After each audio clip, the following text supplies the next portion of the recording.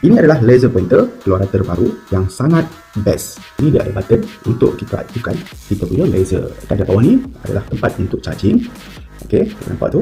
Dia menggunakan jenis USB micro. Dekat depan ni dia boleh attach dan juga boleh keluarkan. Okey, kalau macam ni dia akan jadi pointer. Right, jom kita test.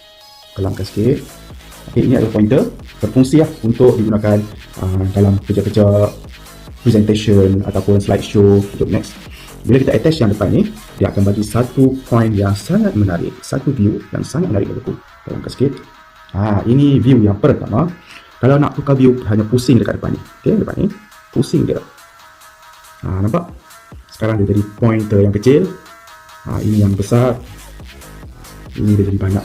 Okey. So kalau hangpa perlukan laser pointer yang macam ni, yang mudah alih, yang rechargeable, yang tahan lasak, boleh grab dekat beg kuning.